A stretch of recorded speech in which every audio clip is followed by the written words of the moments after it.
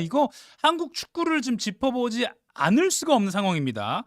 황선홍 감독이 지휘한 한국 U23, 그러니까 23세 이하 한국 남자 축구 대표팀이 지난주죠. 26일에 카타르 도하에서 열린 아시아 축구 연맹 U23 아시안컵에서 준준 결승이었습니다. 신태용 감독이 이끄는 인도네시아와 2대 2로 비긴 뒤에 승부차기에서 10대 11로 결국 졌습니다.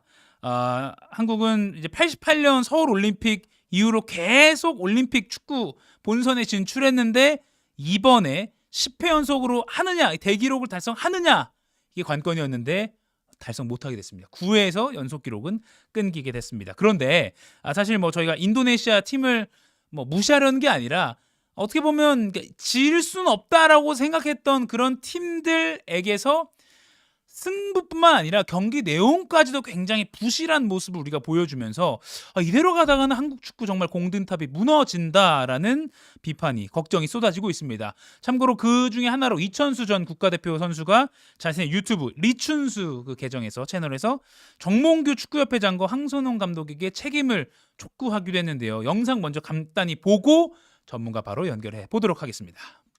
무조건 회장은 이번에는 그만둬야 된다. 나는 이렇게 봐. 왜냐면 몇 번의 시그널을 줬어. 지금 회장이 한 일은 한국 축구를 내가 볼 때 10년 이상 밑으로 꼬라 박은 거거든, 솔직히. 꼬라 박은 거기 때문에 그거에 대한 책임, 그건 무조건 사퇴. 이거는 무조건 하세요, 좀. 이제는 회장님이 좀 하셨으면 좋겠고. 그냥 왜 그러냐면 사람을 잘못 쓴 건 회장이 잘못이야. 어디서 그만 들어온 선배들 데리고 와서 시키지 말라고 축구인들 내가 봤을 때 싹 다 쳐내고 다 바꿔야 돼.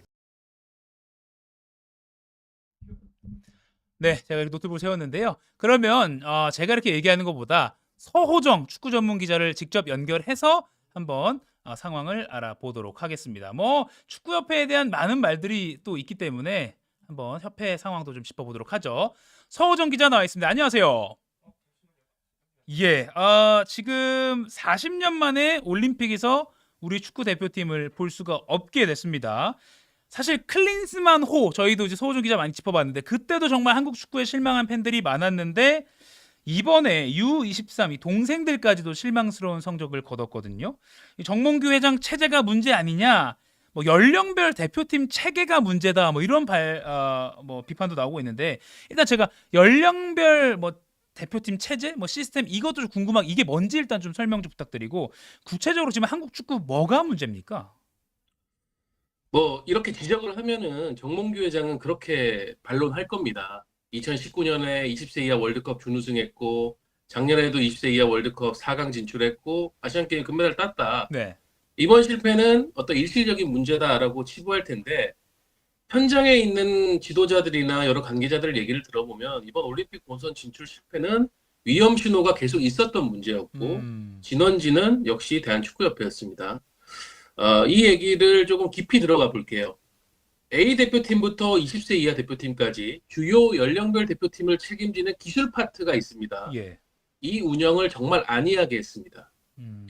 이전에 클린스만 감독 선임 때 한번 얘기 드렸었는데 2021년 7월 정몽규 회장이 독단적으로 전력강화위원회 운영 방식을 개정합니다.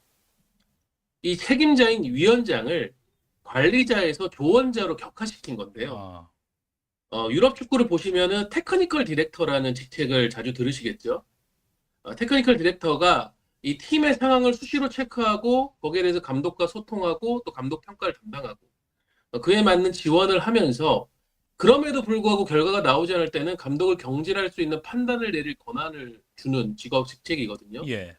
근데 여기서 조언자, 어드바이서로 바꿔버리면서 실질적인 권한을 빼버린 겁니다. 그렇게 되면서 무슨 일이 발생했냐? 이제 대표팀 운영은 어떤 테크니컬 디렉터의 서포트가 없이 감독 원맨쇼에 의존하게 됐습니다. 그러면 감독 선임이라도 제대로 해야 되죠. 왜냐하면 감독의 능력에 따라서 모든 게 좌우될 가능성이 커졌으니까요. 그러니까요.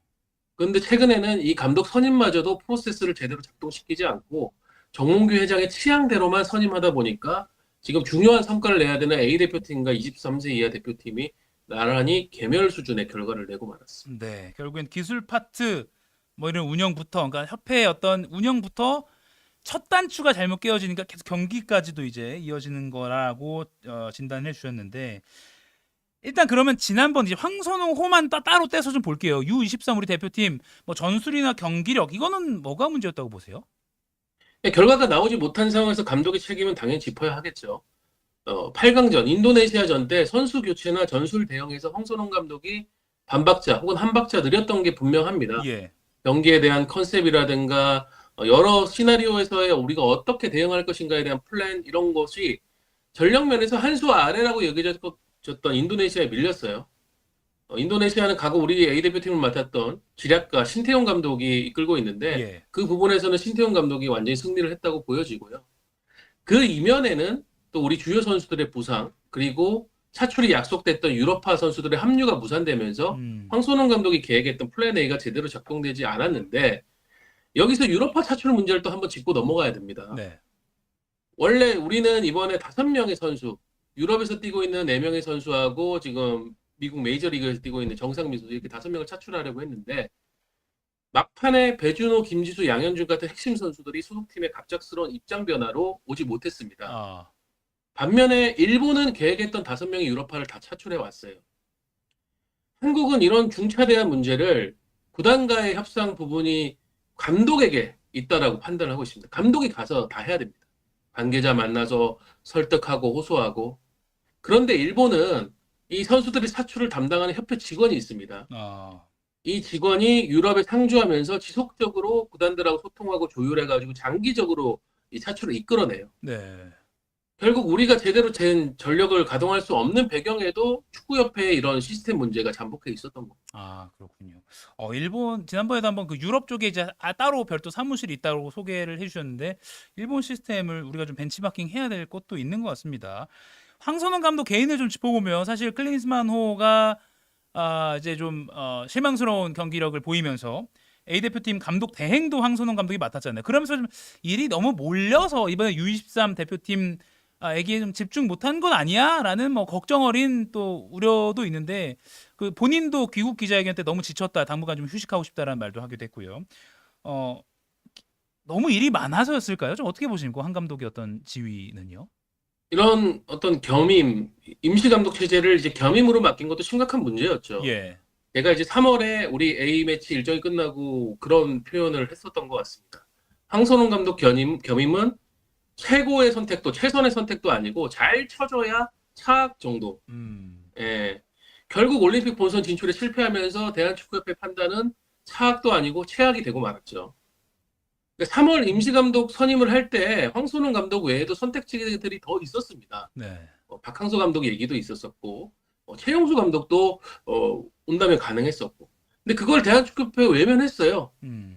그런데 올림픽 대표팀은 오롯이 황선홍 감독이 다 책임져야 할 과제였습니다. 그 중요한 경쟁을 한 달 앞둔 시점에 23세 이하 대표팀이 마지막 모의고사 정말 중요한 경험을 쌓기 위해서 사우디아라비아로 가는데 감독은 전혀 다른 현장으로 보내버린 겁니다. 그러니까 대표팀 운영을 얼마나 쉽게 봤으면은 대한축구협회에 이런 판단을 했냐는 거죠. 네. 이 판단의 책임자인 정혜성 전력강화위원장 그리고 이 위험한 선택을 막지 않고 그대로 컨펌한 정몽규 축구협회장이 황선홍 감독보다도 더 큰 올림픽 탈락의 지분을 갖고 있다고 봅니다. 네. 그리고 좀 거시적으로 보면 일부에서는 이제 2002년 월드컵 멤버들의 유효 기간은 끝났다. 이런 평가도 나오고 있고요. 앞서 이천수 선수 영상에도 저희가 좀 소개해드렸지만 이제는 뭐 선수 시절 이름값으로 축구계 요직을 차지하는 일은 없어야 된다. 이런 지적이 나오고 있는데 이에 대해서 어떻게 보십니까? 너무 뭐 그냥 유망했던 그 선수들 그대로 축구협회 곳곳에 자리 잡고 있어서 뭐 그런 게 좀 문제로 되는 거 아닌가 이런 지적도 있거든요. 그렇죠. 2002년 월드컵은 한국 축구가 발전하는 데 있어서 큰 분기점이 된 그 신화였던 건 맞습니다. 네. 하지만 벌써 22년이 지났고요. 당시 이제 선수였던 구성원들은 지금은 다 이제 신분이 달라져서 지도자, 행정가 등으로 축구계에서 계속 일하고 있는데 말씀해 주신 것처럼 지금 달라진 신분으로서의 어떤 직책에 대한 평가는 예. 냉정해야 한다고 봅니다. 선수로서의 업적은 이제 사라지지 않겠지만은 그 다음 스텝의 도전은 다른 후보들이 노력한 거하고 동등하게 이제 평가를 받아야 되고요. 예. 근데 이런 상황들이 왜 가속화됐느냐? 지금 12년째 축구협회를 이끌고 있는 정몽규 회장이 선수 시절의 이름값 그리고 커리어 출신 학교 이런 거를 지나치게 따집니다. 그렇게 따져가면서 사람을 쓴다는 건 이전부터 알려진 일이거든요. 특정 출신 학교 인사들을 선호하고 그리고 대표팀에서의 과거의 어떤 성과나 이런 거를 지금 현재의 어떤 능력과 따로 또 보고 네. 이런 왜곡된 인사 방식이 결국은 한국 축구에 이제 재앙 같은 일들을 계속 일으켰는데 이걸 가속화한 부분에 대해서 정몽규 회장의 어떤 인사 선임 방식 이런 것도 뭐 심각하게 지금 평가를 해야 되죠. 네. 아무튼 이번에 정몽규 회장에게 다시 또 비판의 화살이 많이 모아지고 있는 상황인데 그러면 지금 추후에 축협에서 정몽규 회장이 뭐 사퇴할 가능성 사실 클린스만 호 때보다는 조금 목소리는 주목을 못 받는 것 같기도 한데 아무튼 정몽규 회장이 사퇴할 가능성은 얼마나 있는가 그리고 만약에 사퇴한다면 차기 축구협회장으로 좀 거론되는 인물은 지금 있는지 궁금합니다. 제가 파악하고 있는 바로는 정몽규 회장은 중도 사퇴 의사가 없는 걸로 알고 있습니다. 예. 지난 토요일에 황선홍 감독이 귀국해서 인천공항에서 언론사들 앞에서 올림픽 본선 진출 실패에 대한 그 책임감을 지고 고개를 숙이고 인터뷰를 하고 있었죠. 그때 정몽규 회장은 천안에 있었습니다. 네. 아시아 축구연맹을 이끌고 있는 수장인 세이크 살만 회장이 방한했는데 정몽규 회장이 현 시점에서 자신의 최대 치적으로 준비하고 있는 대한민국 축구종합센터 건설 현장으로 이 살만 회장을 데리고 간 겁니다. 예. 저는 이런 모습이 중도 사태는 없을 거고 오히려 다음 사선 도전에 대한 강한 의지를 드러내는 거라고 보는데요. 그러니까 한국 축구가 안에서 골마가면서 외부 성적마저 처참해지든 말든 본인은 이제 사선 출마를 위한 과정을 밟기 위해서 내가 어떤 성과를 내고 있는지 그러니까 이 지금 나쁜 성적은 가리고 자신이 보여줄 성과에 대해서 이거를 노출시키는데 골몰하고 있습니다. 예. 그나마도 좀 올림픽 탈락으로 여론이 분노한 것은 좀 아는지 이 살만 회장의 축구종합센터 방문은 축구협회 차원에서는 공식적인 보도자료를 내지 않고 이 천안시가 있는 충청권의 지역지에서만 조용히 다뤘거든요. 예. 이것도 어찌 보면 상당히 비겁한 행보라고 할 수 있습니다. 아하. 결국 정몽규 회장의 사선을 막으려면은 누군가 대척점에 설 수 있는 새로운 인물이 나와야 된다는 건데 네. 저는 축구인들이 이제는 이 문제를 좀 심각하게 받아들였으면 좋겠어요. 사실 정몽규 회장이 메리트가 있다는 건 재벌 출신이기 때문이잖아요. 그래서 지난 12년간 집권을 해왔던 거거든요. 근데 정작 지금 대한축구협회가 재정적으로 위축되고 적자다. 그걸 타개할 수 있는 거는 재벌가 출신 회장의 개인 출연금입니다. 네. 지금 돈이 없어서 그 A대표팀 감독 선임에 소극적이고 해외 감독이 아니라 외국인 감독이 아니라 국내 감독으로 가야 되는 가능성이 높다는 얘기가 나오는데 그럼 이럴 때 재벌 출신 회장이 존재감을 보여줘야 되는 거 아닌가. 아. 근데 거기서는 아무것도 못하고 있죠. 음. 그러면 저는 선수로서 붉은 땀 흘려가면서 자수성가한 지금 축구인들이 과연 정몽규 회장보다 못할 게 무엇인가. 돈이 없다는 것 말고는. 그리고 그렇다고 해서 돈이 있다고 해서 뭘 더 쓰지도 않는데. 그러니까 본인들이 한국 축구에 기여한 바가 더 크다는 자긍심을 갖고 지금 수렁에 빠져있는 한국 축구를 구해내겠다는 좀 생각들을 가졌으면 좋겠어요. 네.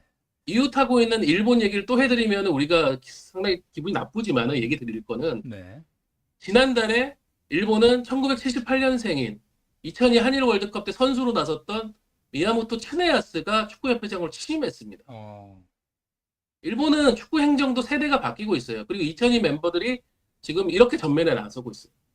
이걸 보면서 우리 축구인들, 특히 2002 멤버들이 한국 축구를 위해서 지금 자신들이 무엇을 해야 할지를 한번 좀 생각해 봤으면 좋겠습니다. 네. 물론 이제 뭐 정몽규 회장의 책임만으로 뭐 너무 한 사람에게만 몰아가는 거 아니냐는 비판 반론도 있을 수 있기 때문에 제가 일단은 서호준 기자의 어떤 지금 현재 개인적인 분석임을 전제로 듣고 있다는 점 말씀드립니다. 자, 그러면 끝으로 지금 그러면 그 국대 감독은 선임 절차가 어디까지 와 있고 뭐 좀 누가 유력하게 거론되고 있나요? 요거 좀 설명해 주시고 마무리하죠.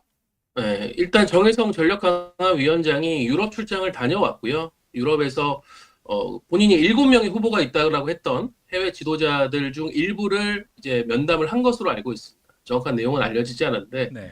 이제 국내 지도자 중에서는 황선홍 감독도 유력 후보군 중에 있었었고 뭐 홍명보 감독도 거론되고 김기동 FC 서울 감독이나 이정효 광주 감독도 거론되고 있지만 근데 지금 나오는 얘기들은 어떤 부분이냐면 그거는 어떻게 보면 연막이고 실질적으로 대한축구협회가 선임하고 싶어하는 인물은 한 1, 2, 3순위 정도가 있다.